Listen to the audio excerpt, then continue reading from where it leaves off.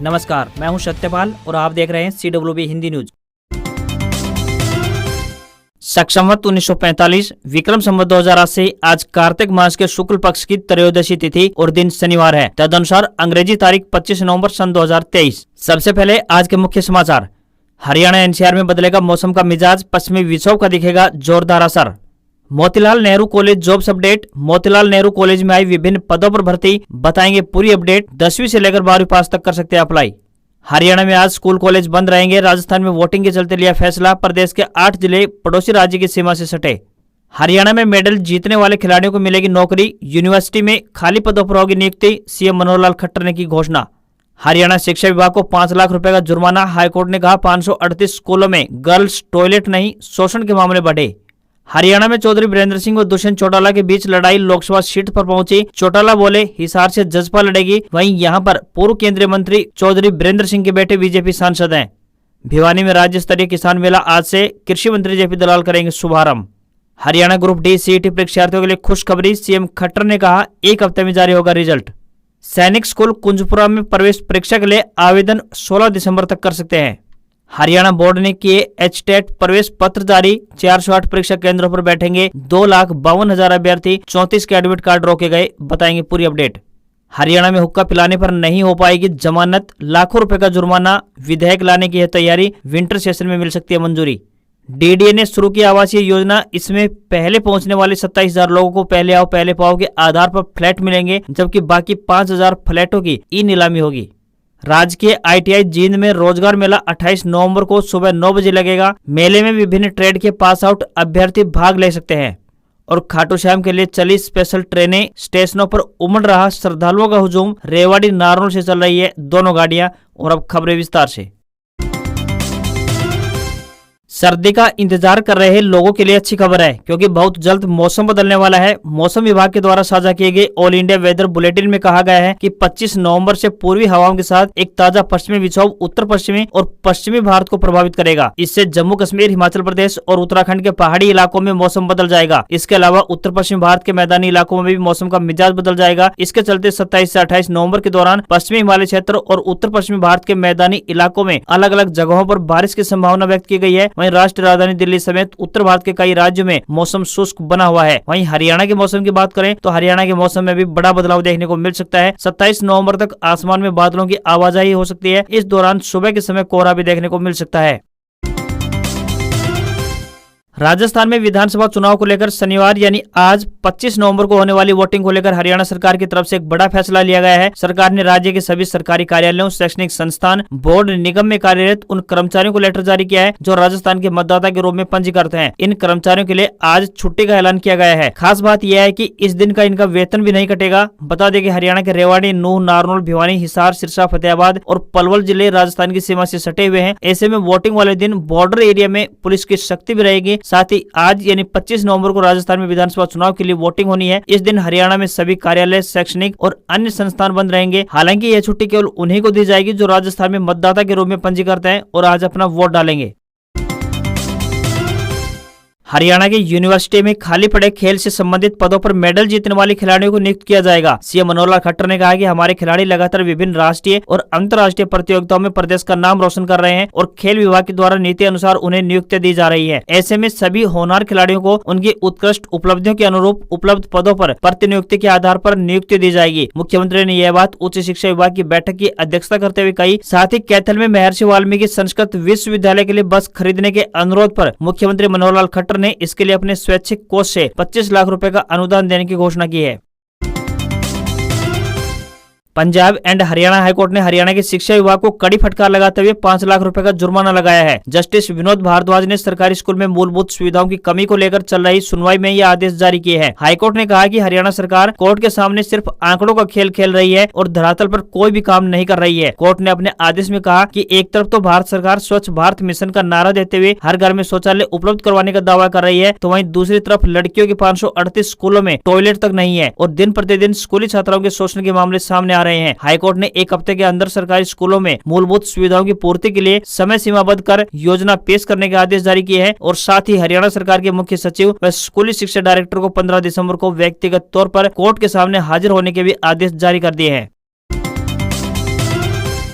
हरियाणा में बीजेपी नेता पूर्व केंद्रीय मंत्री वीरेंद्र सिंह और डिप्टी सीएम दुष्यंत चौटाला के बीच की लड़ाई हिसार लोकसभा सीट पर पहुंच गई है। जसपा के सीनियर उप प्रधान दुष्यंत चौटाला ने अब हिसार लोकसभा सीट पर दावा ठोक दिया है। दुष्यंत चौटाला ने राजस्थान चुनाव प्रचार से लौटने के बाद कहा कि हिसार सीट पर जेजेपी का हक है, हमारा प्रत्याशी यहाँ से चुनाव लड़ेगा। वहीं हिसार लोकसभा क्षेत्र मेरी कर्म भूमि है, मैं खुद उचाना सीट से विधानसभा चुनाव लड़ूंगा। दुष्यंत के इस बयान के बाद सियासत गर्मा गई है। इसकी वजह ये है कि मौजूदा समय में बात करें तो हिसार लोकसभा सीट भाजपा के पास है। यहाँ वीरेंद्र सिंह के बेटे ब्रजेंद्र सिंह सांसद हैं। वहीं जसपा और भाजपा हरियाणा में गठबंधन सरकार चला रहे हैं। वहीं कांग्रेस छोड़कर भाजपा में शामिल हुए कुलदीप बिश्नोई भी हिसार सीट से चुनाव लड़ने की इच्छा जता चुके हैं। वहीं नारनौल सीट से पूर्व विधायक और पूर्व वित्त मंत्री कैप्टन अभिमन्यु भी पिछले दिनों कार्यकर्ताओं के मिलन समारोह में लोकसभा चुनाव लड़ने के संकेत दे चुके हैं।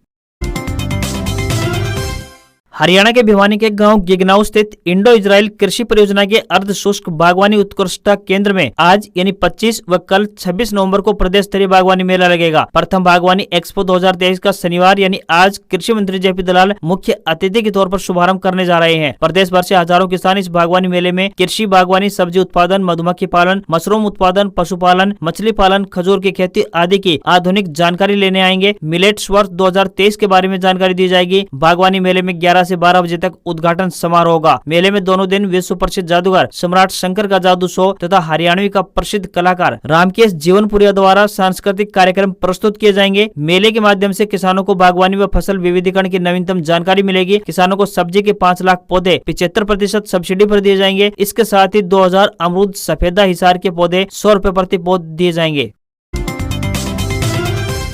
हरियाणा में हुक्का बारों पर सरकार शिकंजा कसने जा रही है। कोटपा यानी cigarette and other tobacco products act में अब हुक्का को भी शामिल करने पर विधेयक को प्रारूप तैयार करने जा रहा है, जिसमें हुक्का बारों पर सख्ती बरतने के लिए ठोस कानून बनाने की संस्तुति की गई है। हेल्थ डिपार्टमेंट के सूत्रों के मुताबिक बात करें तो इसमें हुक्का बार चलाने वालों के खिलाफ गैर जमानती धारा प्रभावी करने के साथ साथ लाखों रुपए के जुर्माने का प्रावधान किया जाएगा। यदि सब कुछ तय समय में हुआ तो अगले महीने होने वाले हरियाणा विधानसभा के शीतकालीन सत्र में इस विधेयक को पेश किया जा सकता है। मुख्यमंत्री मनोहर लाल खट्टर के निर्देशों पर गृह विभाग ने फ्लेवर्ड हुक्के को नुकसानदायक बताते हुए सभी पुलिस कमिश्नर और उपायुक्तों को तत्काल कार्रवाई करके इसे बंद कराने के आदेश दिए थे। इसके बाद गृह विभाग ने यह भी निर्देश दिया है कि पारंपरिक और व्यक्तिगत पीने वाले हुक्के पर किसी तरह का कोई प्रतिबंध नहीं रहेगा, लेकिन राज्य में होटल, रेस्तरां, बार और नाइट क्लब में तंबाकू के साथ फ्लेवर्ड हुक्का पिलाने पर प्रतिबंध रहेगा। कई जगह तंबाकू के साथ प्रतिबंधित नशीले पदार्थ भी मिलाए जाते हैं। वहीं यह भी देखने में आया है कि स्वाद बढ़ाने के लिए इसमें कई तरह की जड़ी बूटी मिलाई जाती है। युवाओं को बहला फुसलाकर इसका चस्का लगाया जाता है, जो बाद में आदत में बदल जाती है।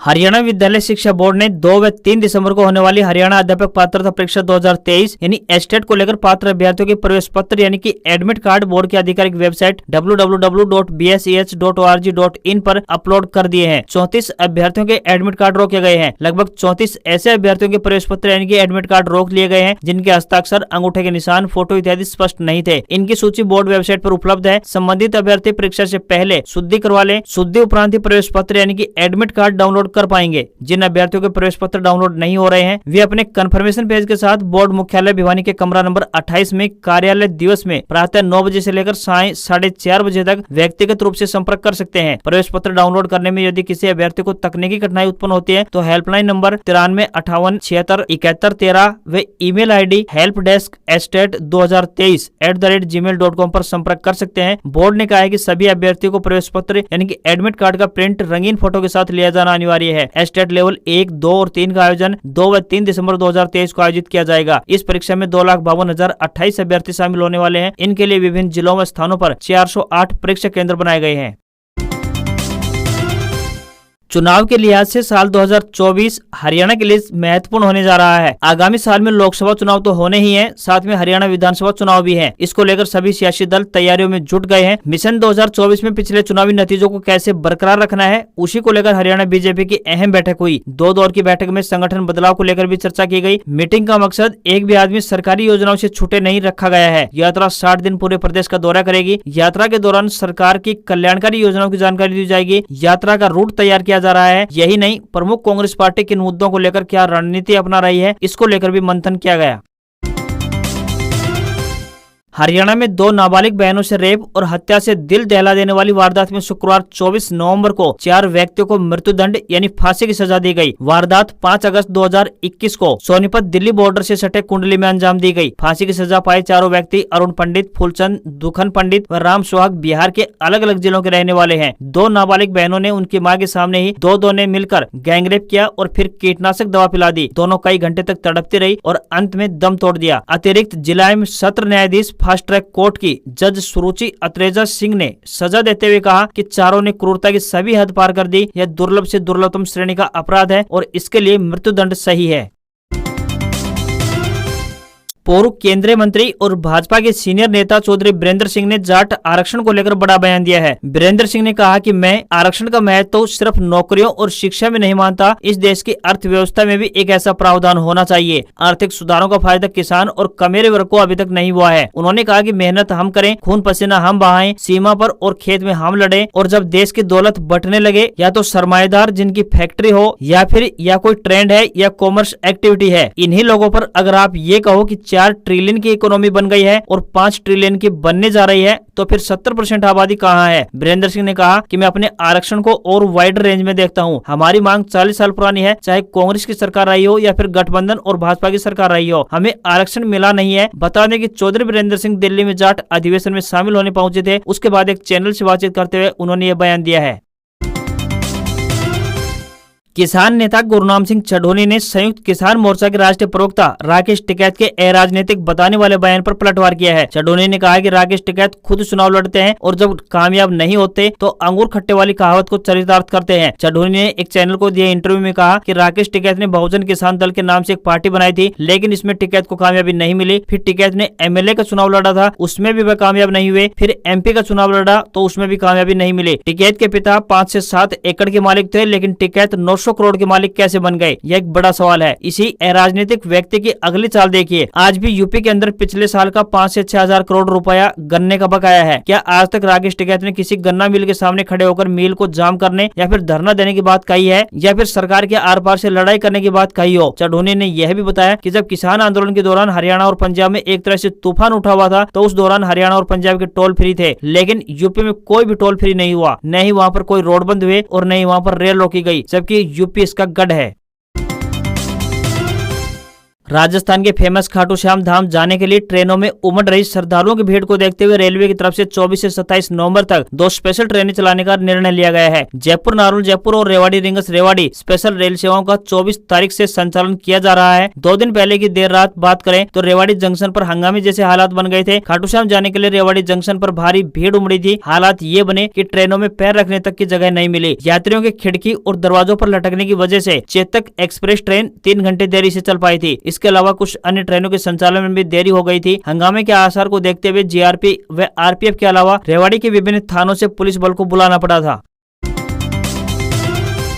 हरियाणा में बुजुर्गों के लिए एक बड़ी अच्छी खबर सामने आ रही है। ऐसे बुजुर्ग जो आर्थिक तंगी होने की वजह से अपने मनपसंद धार्मिक स्थलों की यात्रा नहीं कर पाए हैं, उन्हें हरियाणा सरकार निःशुल्क यानी फ्री में इस सुविधा का लाभ देने जा रही है। प्रदेश सरकार ने ऐसे 29 लाख बुजुर्गों को चिन्हित किया है जो गरीब परिवारों से ताल्लुक रखते हैं। तीर्थ यात्रा के लिए आवेदन हेतु सरकार इसी महीने के अंत तक पोर्टल की शुरुआत करने वाली है। पोर्टल पर आवेदन करने के बाद सरकार ऐसे लोगों को समूहों में भगवान श्री राम की नगरी अयोध्या, महाकाल की नगरी उज्जैन, गुरु गोविंद सिंह जी की नगरी श्री नांदेड़ साहिब और बाबा काशीनाथ की नगरी वाराणसी की मुफ्त यानी कि फ्री यात्रा करवाने का लाभ देगी। बता दें कि पिछले दिनों करनाल में आयोजित अंत्योदय सम्मेलन के दौरान हरियाणा पहुंचे केंद्रीय गृह मंत्री अमित शाह ने मुख्यमंत्री मुफ्त तीर्थ यात्रा योजना की शुरुआत की थी। इस योजना के तहत 1,80,000 रुपए से कमाए वाले परिवारों के बुजुर्गों को मुफ्त यानी कि फ्री में यात्रा करवाने का प्रावधान किया गया है। इस योजना के तहत पात्र बुजुर्गों को तीर्थ स्थलों पर ले जाने और लाने का खर्च हरियाणा सरकार वहन करेगी, जबकि खाने पीने और रहने का पूरा खर्च संबंधित बुजुर्ग को देना होगा। दिल्ली यूनिवर्सिटी से मान्यता प्राप्त मोतीलाल नेहरू कॉलेज में विभिन्न पदों पर भर्ती के लिए आवेदन मांगे गए हैं। महिला और पुरुष दोनों वर्गों के उम्मीदवार इन पदों के लिए अप्लाई कर सकते हैं। इच्छुक उम्मीदवार ऑनलाइन माध्यम से अपने आवेदन भेज सकते हैं। आवेदन करने की अंतिम तिथि की बात करें तो 2 दिसंबर 2023 है। सीनियर पर्सनल असिस्टेंट या सीनियर असिस्टेंट या असिस्टेंट यानी यूडीसी क्लर्क, इन पदों के लिए उम्मीदवार का स्नातक पास होना जरूरी है। वहीं लेबोरेटरी असिस्टेंट या जूनियर असिस्टेंट के लिए आवेदक 12वीं पास होनी चाहिए और लेबोरेटरी अटेंडेंट या लाइब्रेरी अटेंडेंट, इन पदों के लिए आवेदक 10वीं पास होनी चाहिए तथा उनके पास डिप्लोमा भी होना चाहिए। वहीं बात करें जनरल और ओबीसी के लिए तो 500 रुपए फीस निर्धारित की गई है। वहीं SC ST और EWS कैंडिडेट के लिए 250 रुपए फीस तय की गई है। वहीं फीमेल और अन्य फिजिकल हैंडीकैप के लिए फीस नहीं लगेगी। न्यूनतम आयु की बात करें तो 18 वर्ष है और अधिकतम आयु के लिए आधिकारिक सूचना देखनी होगी। इन पदों के लिए उम्मीदवारों को ऑनलाइन आवेदन भेजने होंगे। आज खबरों में बस इतना ही। देखते रहिए आपका अपना हरियाणा का सबसे बेहतरीन news channel CWB Hindi news. नमस्कार। इसी आशा के साथ आपका दिन शुभ रहे।